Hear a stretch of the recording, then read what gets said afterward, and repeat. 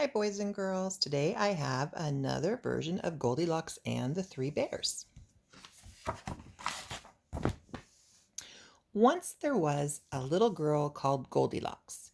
What a sweet child, said someone new in town. That's what you think, said a neighbor.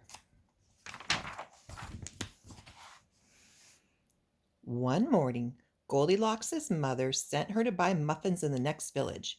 You must promise not to take the shortcut through the forest, she said. I've heard that bears live there. I promise, said Goldilocks.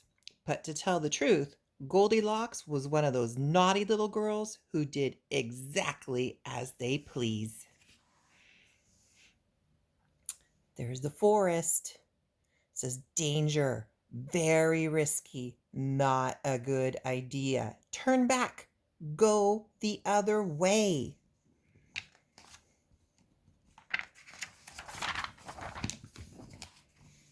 Meanwhile, in a clearing deeper inside the forest, in a charming house all their own, a family of brown bears was sitting down for breakfast.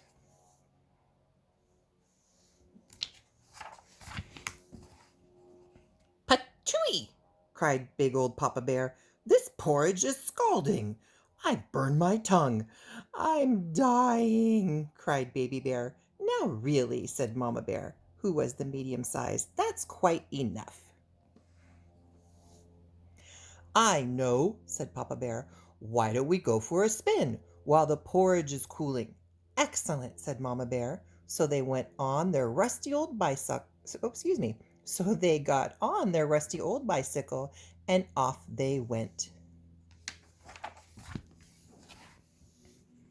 A few minutes later, Goldilocks arrived at the bear's house. She walked right in without even bothering to knock. On the dining room table were three inviting bowls of porridge. "I don't mind if I do," said Goldilocks to the biggest bowl. Oops, I said that wrong. "I don't mind if I do," said Goldilocks, helping herself to the biggest bowl.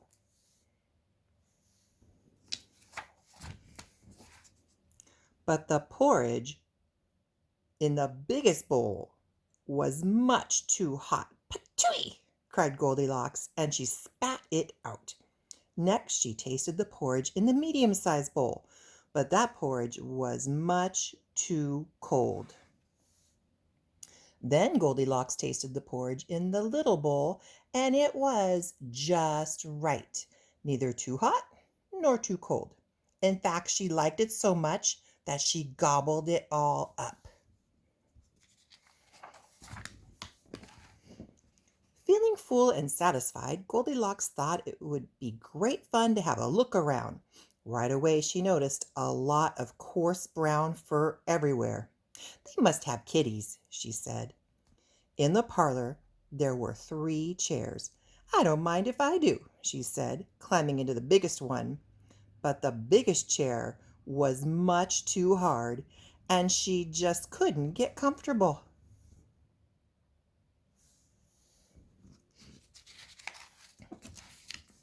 Next, she sat in the medium-sized chair, but that chair was much too soft, and she thought she might never get out of it. Then Goldilocks sat in the little chair, and that was just right, neither too hard nor too soft. In fact, she liked it so much that she rocked and rocked until the chair fell completely to pieces.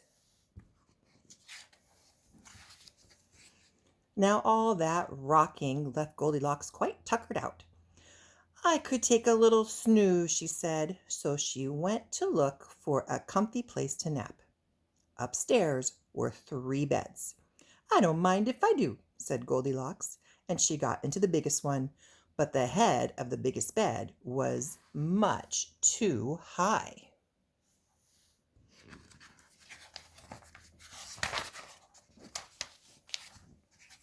Next, she tried the medium-sized bed, but the head of that bed was much too low.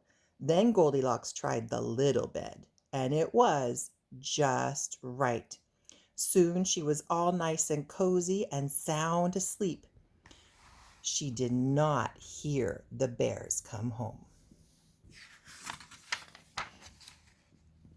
The three bears were mighty hungry, but when they went in for breakfast, they could scarcely believe their eyes. "Somebody's been in my porridge," said Papa Bear. "Somebody's been in my porridge," said Mama Bear. "Somebody's been in my porridge," said Baby Bear, "and eaten it all up."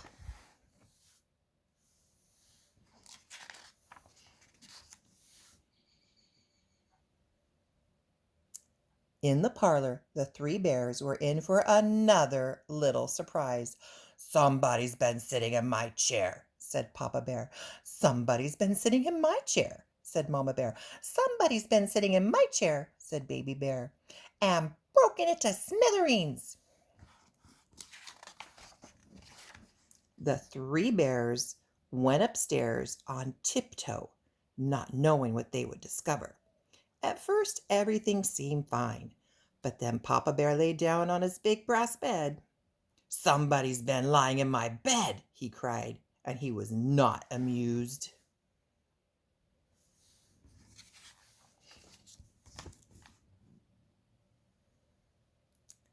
"Egads!" cried Mama Bear. "Somebody's been lying in my bed." "Look!" cried Baby Bear. "Somebody's been lying in my bed, and she's still there."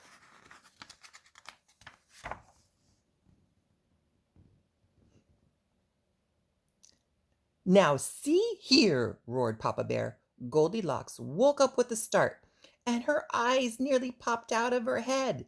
But before the bears could demand a proper explanation, Goldilocks was out of bed, out the window, and on her way home.